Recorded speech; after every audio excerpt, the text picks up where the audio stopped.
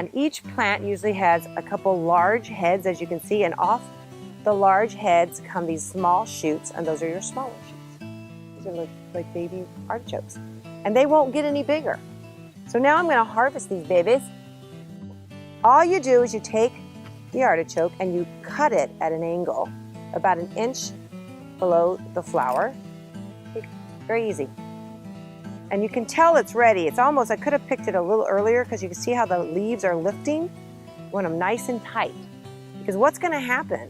Eventually, this is a flower, right? And this is gonna all open up and you're gonna get this kind of purple, fuzzy flower. It's beautiful, I love them. I actually put them in flower arrangements all the time. So here I'm gonna go harvest another big one. Again, I cut right there and at an angle. See how I did that? Cut the rest of them. We're gonna have artichokes tonight.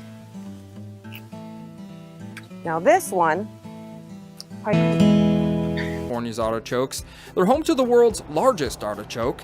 At one time, Marilyn Monroe was crowned Castroville's artichoke queen. And now, the artichoke is the main attraction in Evan Oaks. And then it has now become the state vegetable of California. He's not lying. In 2013, the artichoke was picked wild and considered a gourmet food during the Roman Empire. During medieval times, it was grown in small plots, varieties that are harvested a few times a year.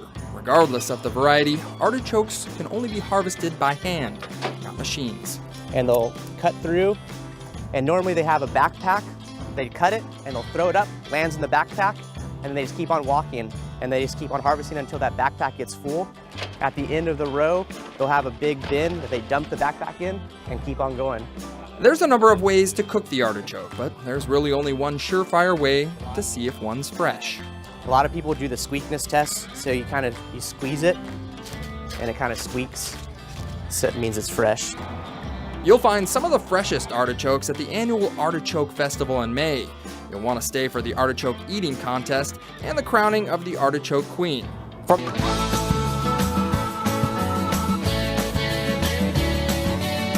If you've ever driven along the Central Coast and wondered what the heck these plants are, you're not alone. To the naked eye, they may just appear to be overgrown plants, but look a little closer and you'll discover one of the hidden beauties of California agriculture: artichokes.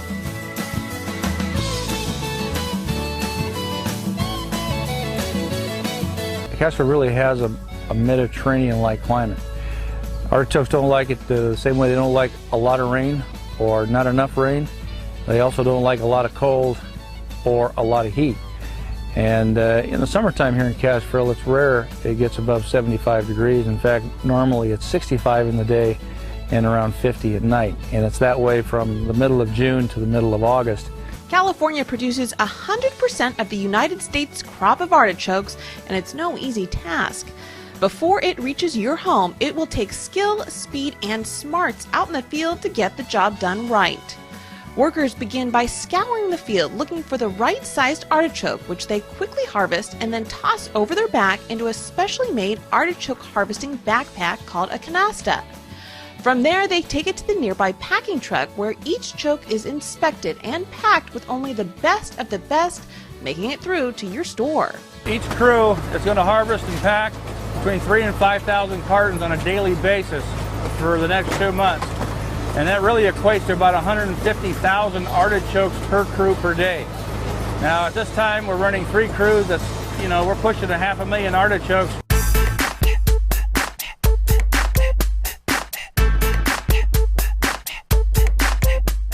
And hoping to help them reach their daily goal of nearly 1 million artichokes harvested and packed, and because I always like a good challenge, I decided to try my hand at harvesting one of my favorite veggies. So, Dale, you're going to teach me how to harvest artichokes. That's right. I take it you've never harvested artichokes before? How did you know? Lucky guess. Lucky well, guess. It's your lucky day. Okay, First, let's start with this. Okay. This is what they call a canasta. Okay. It's the artichoke harvesting basket. And what you do is you'll take your right or left arm and sling the canasta over your shoulder. Hit the person next to you. Exactly. Put your arm through the other piece. Okay. And make sure your straps are Twist. Okay. not twisted. Okay. That's a woman thing. Okay. This is your harvesting knife. Okay. As to how to harvest, you're gonna put it underneath the artichoke, and you're just gonna pull it towards you like this here. Now, what we would like to see is about 3 fingers, which means this is a little bit long here. Okay, so Gonna just toss it off.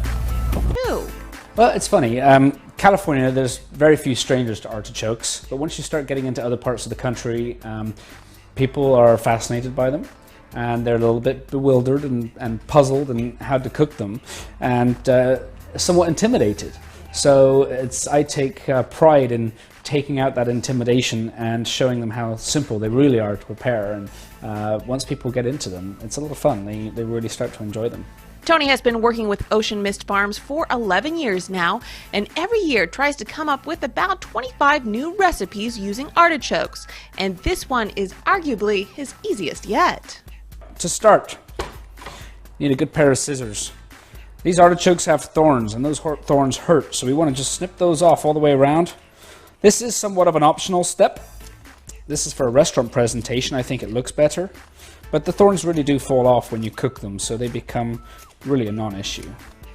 All right, once you get all the way around this bad boy, we're going to cut the top off. We're going to cut the top off with a nice, sharp, serrated knife. It's about 3/4 inch or so. We're going to remove most of the stem since we're going to put this in the oven and we want to cook it straight up. Now remember, the stem is an extension of the heart. That white meat in there is all good stuff. So you can either cook the artichoke stem along with it, or if you're going to do a grilled presentation or boil them, I normally leave the stem on. So just a little tip there. In this case, we're going to just discard it. All right, now what we want to do is loosen those bracts. Tony then uses a restaurant trick. He rubs a little lemon on the edges to keep the ends from discoloring. Next, he seasons the artichoke with garlic, salt, balsamic vinegar, olive oil, and some freshly ground pepper, and then wraps it up in some foil. Then he pops it into the oven for about 50 minutes at 400 degrees, and voila! An artichoke awaits your next meal. It's as easy as that. So while preparing them is simpler than ever, 4 artichokes, a little flour, breadcrumbs, 10 capers, bar milk, and parsley, garlic, pepper, salt, extra virgin olive oil. Start cleaning the artichokes by removing a part of the stem, the outer leaves of the artichoke,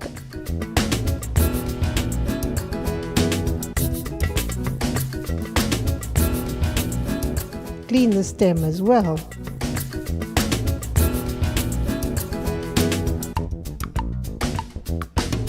And with a knife, cut off the point.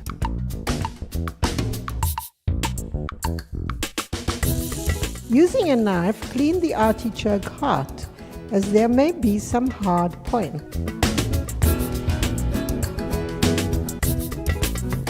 Now pass a lemon around the artichokes and place them inside a pot of water with a lot of lemon. Chop up the garlic, bar mint and parsley, and add the capers.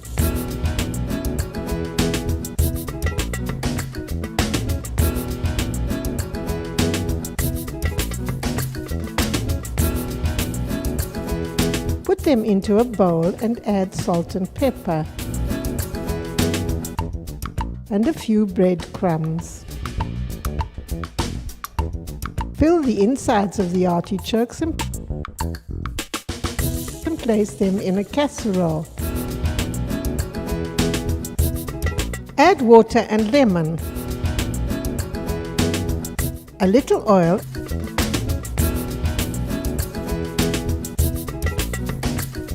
and some more salt, and lemon, and a little flour on the artichokes. Cover the casserole with wet brown paper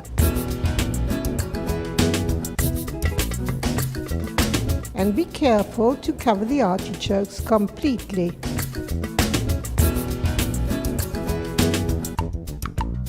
Put them on the fire at a high heat, and when the water starts boiling, turn the heat down. If your artichokes are from the region around Rome, they will take about 10 minutes. To see if the artichokes are ready, test them with a toothpick to see if they are soft. When they are ready, arrange them on a plate with the heads downwards and season them with a little raw extra virgin olive oil.